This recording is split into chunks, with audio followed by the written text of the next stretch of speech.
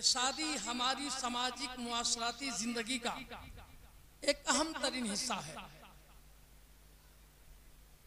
एक मर्द को अपनी जिंदगी के इस लंबे सफर को काटने के लिए एक औरत की जरूरत है, और एक औरत को अपनी जिंदगी के इस लंबे सफर को गुजारने के लिए एक मर्द की जरूरत है। बेशक। और ये जरूरत अगर निकाह की शक्ल में पूरी की जा रही है तो ये जरूरत इबादत के सांचे में तब्दील हो जाती है। और अगर इससे अलग हट करके हम इसकी तकमील करते हैं, जिस तरह के आज के जमाने में कई तरह की बीमारियां निकली हुई हैं, लव मैरिज, कोर्ट मैरिज, भाग मैरिज, दौड़ मैरिज, लिव इन रिलेशनशिप, उसके बाद matric marriage, inter marriage. Matric और इंटर मैरिज का मतलब कि किसी का बेटा मैट्रिक का इम्तिहान देने गया, उधर ही से लापता है। किसी की बेटी इंटर का एग्जाम देने गई, उधर ही से गायब है। और ये मैं जो कह रहा हूं ना, ये print media, electronic media, social media पर आप आए दिन इस तरह की खबरें सुनते रहते हैं। आज नौजवान लड़के और लड़कियां इंसानी जंगलों में इस तरह गुम हो चुके हैं कि उन्हें पता ही नहीं है कि हमारे ताल्लुक से माँ की सोच क्या है, वालिद की सोच क्या है। जिसका जिससे दिल लगा उसी के साथ फिरार। आज माँ बाप गुंडा से ज्यादा औलाद से डरे हुए औलाद से। आज एक बाप अपने बेटे से ऊंची आवाज में बात करने से घबरा रहा है। आज एक बाप अपनी बेटी से गुस्से में बात करने से डरा हुआ है। साहब, एक बाप देख रहा है कि रात के 3 बजे मेरा बेटा मोबाइल पे लगा हुआ है, लेकिन हिम्मत नहीं कर रहा है कि पूछे कि तू बतिया किससे रहा है। वो जानता है कि पूछेंगे और ये सुबह उठ के कहेगा अब फिर बोलो बता मुसमुआनी के दवाई खा ले, भाग जाएंगे। तो ये गलत है।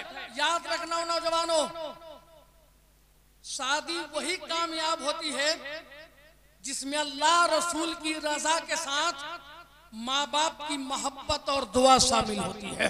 बेशक। जिन बच्चों को माँ बाप की दुआ मिलती है और माँ की दुआ के साथ शादी का सेहरा सजाता है, फिर वो चेहरा हमेशा मुस्कुराता रहता है। सुभान अल्लाह। जिन बेटों को माँ बाप की दुआ मिलती है वो जिंदगी में हंसते रहते हैं, और जो माँ बाप के दिलों को तोड़कर करके अपनी मर्जी की शादी करने के लिए घरों से कट जाते हैं, फिर उनका हाल कैसे हो जाता है मालूम है? फूलों के हार की तरह वो हो जाते हैं। फूलों के हार का अंजाम आपने देखा है क्या होता है? मौलाना यूसुफ साहब, हाँ क्या हाल है? ठीक ठाक है? तो अर्ज ये करना है कि बड़े बड़े लोगों के गले में फूलों का हार मैंने देखा। पीएम साहब, डीएम साहब, सीएम साहब, पीर साहब, आलिम साहब, हाफिज साहब, मौलाना यूसुफ साहब, कारी शहजाद साहब, ये लोग आए, फूलों के हार पहनाकर जलसे वालों ने वेलकम किया। कोई मुखिया बन गया फूलों का हार, जिला परिषद बना फूलों का हार। मैंने पूछा फूलों का हार, तेरा नाम हार किसने रखा? तेरा नाम तो फूलों का जीत होना चाहिए था। तो उसके मुरझाए हुए पत्तों से आवाज आई कि जिसने भी मेरा नाम हार रखा ना, सही रखा है, इसलिए कि जीत तो 1 मिनट की मिलती है, चंद सेकंड की मिलती है। पीएम के गले से निकलने के बाद जूता के नीचे, डीएम के गले से निकलने के बाद कचरे के डब्बा में, पीर साहब गले से निकालते हैं और कचरे के बक्सा में फेंक दिया जाता हूँ, गंदी नालियों में बहा दिया जाता हूँ। मुझको लोग पैरों से रौंद देते हैं, मुझ पर गाड़ियां चला देते हैं, मेरे वजूद को लोग कुचल के राख कर देते हैं। का इतनी बड़ी सजा क्यों मिली? अभी तो बड़े बड़े लोगों के गले में था, अभी तो पीएम सीएम डीएम के गले में था, अभी तो हाफिज कुरान के गले में था, आलिम दीन के गले में था, मुफ्ती शहर के गले में था। अभी तू जूते के नीचे क्यों आ गया? तो फूलों के हार ने कहा इतनी बड़ी सजा इसलिए मिली है कि मैं अपने खानदान से कट गया हूँ, चमन से अलग हो गया हूँ, बागीचे से तोड़ लिया गया हूँ। जब तक अपने घर से मिला हुआ था, खानदान से जुड़ा हुआ था, कबीले से जुड़ा हुआ था, बाग में खिला हुआ था, तो मुस्कुरा रहा था और मेरी खुशबू से लोगों के मसामे जाम मुअत्तर हो रहे थे। लेकिन जैसे अपने खानदान से कटा हूँ, कबीले से अलग हुआ हूँ, भाइयों से जुड़ा हुआ हूँ, फिर कटने की सजा ये मिली है कि गले से जूते के नीचे आ गया हूँ। यही हाल उन लड़के और लड़कियों का होता है जो घरों से कट जाते हैं, माँ को छोड़ देते हैं, बाप को छोड़ देते हैं, और उसके बाद 6 महीना का जमाना नहीं गुजरता है, माँ की मोहब्बत याद आती है, बाप का प्यार नजर आता है, भाई बहनों की मोहब्बतें याद आती हैं, तो एहसास होता है कि हमने अपनी जिंदगी को कहां तबाह कर ली है। इसलिए नौजवानों, मेरा पैगाम याद रखना, शादी करने से पहले अपनी माँ को राजी कर लो, बाप की दुआएं ले लो, ताकि जिंदगी मुस्कुराती रहे। कल के यहाँ बेटा दूल्हा बनेगा, दूल्हे का स्टेटस इतना हाई लेवल का होता है, प्रोफाइल उसका इतना ऊंचा होगा कल कि सिर्फ नहा के यहाँ आ जाएंगे वो, मोजा भी दूसरे लोग पेश करेंगे, जूता भी हाथ में उठा के खालू फुफा देते हैं, इमाम साहब सुरमा लगाते हैं, मुफ्ती साहब इतर लगाते हैं, पीर साहब लोग बटन लगाते हैं नौसे को, बड़े बड़े लोग सेहरा सजाते हैं, पगड़ी बांधते हैं, इतना मोरल उसका ऊंचा रहता है। और उस वक्त सबसे ज्यादा अगर किसी का चेहरा चमकता है तो बाप का चेहरा चमकता है। सबसे ज्यादा किसी को खुशी होती है तो माँ को खुशी होती है बेटा को दूल्हा बनाकर। और ये खुशी अगर कोई बाप से छीन ले, माँ से छीन ले, तो जिंदगी भर मुस्कुराना भूल जाएगा। और याद रखिएगा, ये खुशी लड़की के घर भी होती है और बाप डरा हुआ रहता है, सहमा हुआ रहता है कि पता नहीं बाराती में कौन आदमी लीलगाय की तरफ भड़क जाएगा और कोई नाश्ता की शिकायत कर देगा, कोई कुर्सी की शिकायत कर देगा, कोई खाना की शिकायत कर देगा। इसलिए मुसलमानों, बारात जाइए तो किसी लड़की वाले के खाने की शिकायत मत कीजिएगा, किसी के नाश्ता की शिकायत मत कीजिएगा। आप पूछिए उस बेटी के बाप से कितनी मेहनत करने के बाद वो नाश्ता इंतजाम किया होगा, किस जतन से उसने खाने का एहतमाम किया है। उसके बाद भी डरा रहता है, सहमा रहता है कि कहीं से कोई शिकायत न मिले। और लोग जाते हैं तो समझते हैं कि लड़की वाले के सर ही पे चढ़ जाएंगे। वो बेचारा चाहता नहीं है कि हमारे दरवाजे से कोई रूठ कर जाए, लेकिन कोई कोई आदमी बारात में ऐसा चला जाता है कि जाकर सारा खेल बिगाड़ देता है। ऐसा नहीं करना चाहिए। एक बेटी के बाप के दिल से पूछेगा उसके ऊपर क्या गुजरता है, इतनी मेहनत करता है, मुशक्कत करता है, और सुबह जब बेटी विदा होती है ना, तो उसके कलेजे की चोट को आप महसूस कर सकते हैं।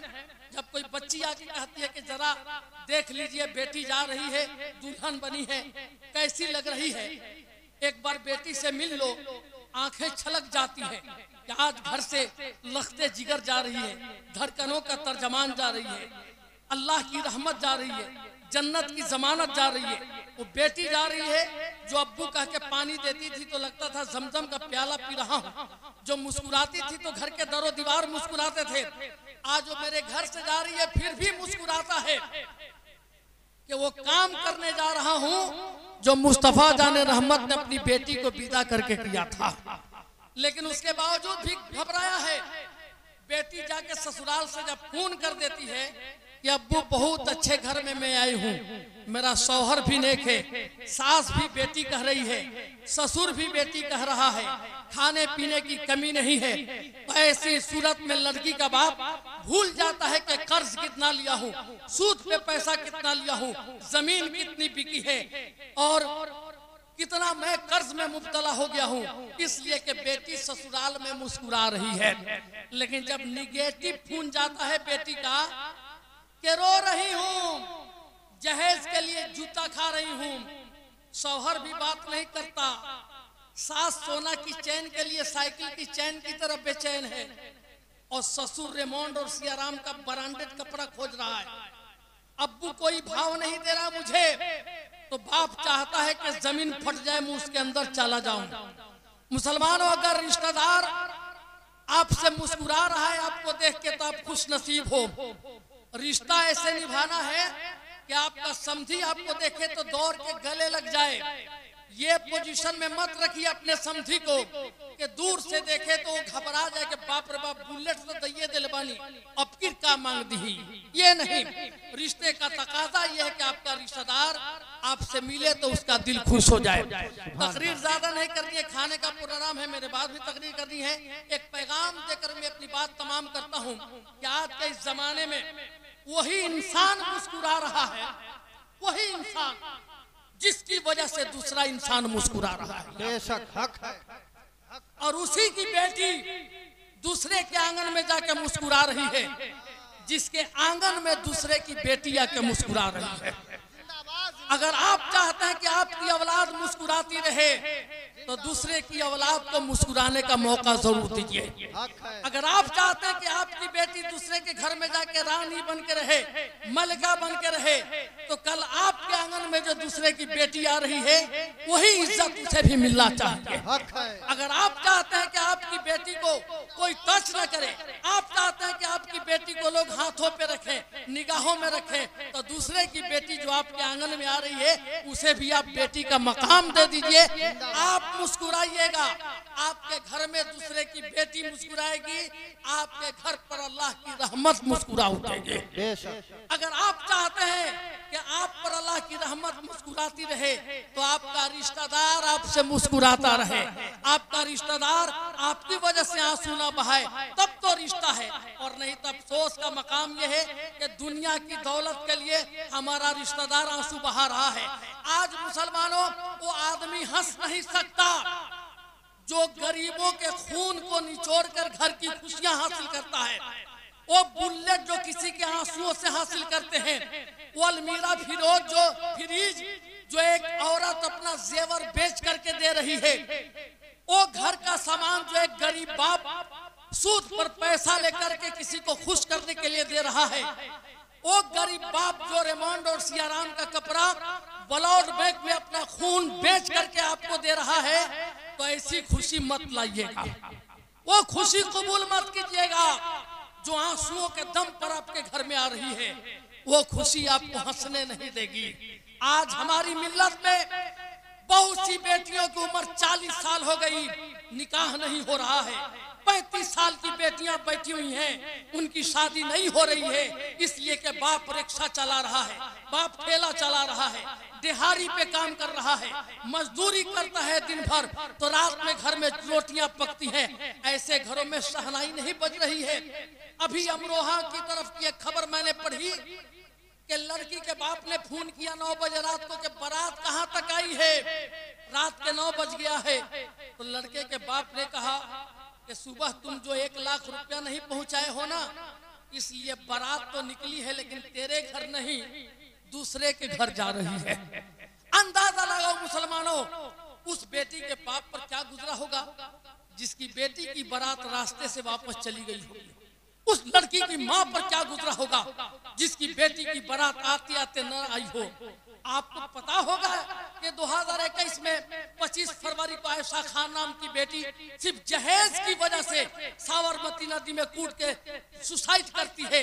एक ईसाई ने कमेंट किया था कि अफसोस कि मोहम्मद के गुलामों के घरों की बेटियां भी जहेज के नाम पर सुसाइड करने पे मजबूर हो गई। मिल्लत शर्मसार हो गई थी। इसलिए रिश्तों का ख्याल कीजिए, अपने रिश्तेदार को रोने पे मजबूर मत कीजिए, बल्कि अपने रिश्तेदार की आंखों से बहते हुए आंसू को मोहब्बत के रुमाल से साफ कर दीजिएगा तो आप पर अल्लाह की रहमत मुस्कुरा उठेगी। कदम कदम पे सहारे उतर के आएंगे, फलक से चांद सितारे उतर के आएंगे। सहारा बन के निकल घर से बेसहारों का, तेरी मदद को फरिश्ते उतर के आएंगे। क्या बात। कल पूछे जाएंगे वो लोग जो आज किसी गरीब को रोने पे मजबूर कर रहे हैं। कयामत के दिन सवाल होगा कि बता, अल्लाह ने तुझे इसलिए बेटा दिया था कि मेरी उम्मत के गरीब बच्ची की दुल्हन बनने से पहले बाप को मस्जिद में चंदा मांगना पड़े। अल्लाह ने इसलिए तुझे बेटा दिया था कि मेरी उम्मत की गरीब बच्ची दुल्हन बनती, उससे पहले उसकी बेवा माँ को दर दर की ठोकरें खाने पे मजबूर होना पड़े। क्या अल्लाह अल्लाह ने इसलिए तुझे बेटा दिया था कि मेरी उम्मत की एक बच्ची की के हाथ में मेहंदी लगती, उससे पहले उसकी छोटी बहन को शादी का कार्ड छपवा कर मस्जिद और मंदिर के गेट पे चंदा मांगने की जरूरत पड़ेगी? क्या जवाब दीजिएगा? छीन लेते हो ख्वाब आंखों से, कोई ताबीरे ख्वाब क्या दोगे? अपनी औलाद बेचने वालों, मुस्तफा को जवाब क्या दोगे? नहीं दे पाएंगे जवाब हम, इसलिए रुलाइए मत किसी को। आपको अल्लाह ने ताकत दी है, सलाहियत दी है, तो एक गरीब के घर से बेटी को उठा के लाइए। अगर वो गरीब मुस्कुरा दिया तो आप पर अल्लाह की रहमत मुस्कुरा दी। रिश्तों को पामाल न किया जाए। एक आखिरी बात पेश करके मैं रुखसत हो रहा हूँ। मस्जिद के गेट पर एक फकीर भीख मांग रहा है। एक अंग्रेज आया, भीख देने के लिए पर्स निकाला, उस फकीर को भीख दिया और पर्स जेब में नहीं रखा, बल्कि उसका पर्स वहीं पे गिर गया, आगे बढ़ गया। फकीर ने पर्स उठाया, देखा कि अमेरिकन डॉलर से उसमें, फिर उसको ढूंढा, वो अंग्रेज मिला नहीं। 1 साल के बाद उसी जगह पर वो अंग्रेज मिला तो बोला कि जरा सा तू रुकना, 1 मिनट, तेरा एक सामान है, लेते जा। वो फकीर अपनी झोपड़ी से उसका पर्स लेकर आया, कहा देखो तो ये तेरा पर्स है क्या? वो देखा, आईडी मिलाया, कहा ये तो मेरा पर्स है। फिर अंदर झांका तो सारे डॉलर्स उसके मौजूद थे। कहा भाई हमें पता तक नहीं था कि मेरा पर्स गिरा कहाँ। अगर तुझे मिल गया था तो इसमें इतना डॉलर था कि अगर तू चाहता तो भीख मांगने की जरूरत नहीं थी। 4 मंजिला मकान बनाकर आराम से रहता और तेरे दरवाजे पे भीख मांगने वालों की लाइन लगती। क्या तुझे पैसे से प्यार नहीं है? तुमने क्यों नहीं इसको खर्च किया? मैंने तुम पर FIR किया था। तो उस फकीर ने जवाब जो दिया था, सुनिए, बात दौलत की नहीं है, बात गैरत की है, गैरत की, गैरत की बात है। कहा कैसी गैरत? उस फकीर ने जवाब दिया कि मैं मुसलमान हूं और तुम ईसाई हो, तुम हजरत ईसा की उम्मत हो और मैं नबियों के सरदार की उम्मत हूं। और कल कयामत की भीड़ में 1,24,000 कमोबेश नबी और रसूल होंगे। तुम भी रहोगे, मैं भी रहूंगा। मुझे इस बात से डर लग रहा था कि अगर कल कयामत की भीड़ में हजरत ईसा अलैहिस्सलाम मेरे आका से ये कह दे कि नबियों के सरदार, आपकी इस उम्मत ने मेरी उम्मत का बटुआ हजम कर लिया था, तो शायद मेरे आका का चेहरा उदास हो जाए और मैं उनका सामना न कर सकूं। कल कयामत के मैदान में मैं मुस्कुरा कर अपने नबी का सामना करना चाहता हूं। ये बात सुनने के बाद उस अंग्रेज की आंखों में आंसू आ गए और कहा मेरे भाई तुम मुझे जल्दी कलमा पढ़ा दे। कहा इतनी जल्दी क्यों है कलमा पढ़ने की? कहा इसलिए कि जब तेरा जवाब नहीं है तो मुस्तफा का जवाब क्या होगा? जब उम्मत बेमिसाल है तो मुस्तफा भी बेमिसाल होंगे।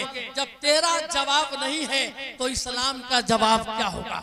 हम थे कि हमारे किरदार की एक झलक से किसी का ईमान बदल जाता था। आज हम हैं कि हमारी वजह से हमारा रिश्तेदार परेशान हो जा रहा है। इसलिए बात ध्यान में रखिएगा कि आज के जमाने में वही आदमी मुस्कुरा रहा है जिसकी वजह से दूसरा इंसान मुस्कुरा रहा है। वो हंसना भूल जाएगा जिसकी वजह से उसके रिश्तेदारों की आंखों में आंसू आ जाए। मैं दुआ करता हूं कि मौला ये जो शादी हो रही है इसमें खूब बरकत अता फरमा, दूल्हा दुल्हन की उम्र में बेपनाह बरकत अता फरमा, दोनों घरों के रिश्ते में मजबूती अता फरमा और इस होने वाले निकाह पर हजरत आदम व हव्वा के निकाह की बरकतें अता फरमा। इस होने वाले निकाह पर सैयद आलम सल्लल्लाहु अलैहि वसल्लम और जुमला उम्महातुल मोमिनीन के निकाह का फैजान नाज़िल अता फरमा। शहजादी कौनैन सैयदा खातून जन्नत और हजरत अली रज़ी अल्लाह ताला अन्हों के निकाह की बरकतें अता फरमा। इतनी देर की गुफ्तगू में मैंने कहीं से कोई खता की है तो उसके लिए रब की बारगाह में ताइब हूँ, अस्तगफिरुल्लाह रब्बी मिन कुल्ली ज़ंबी व तूबू ले, पढ़ ले ला इलाहा इल्लल्लाहु मुहम्मदुर रसूलुल्लाह।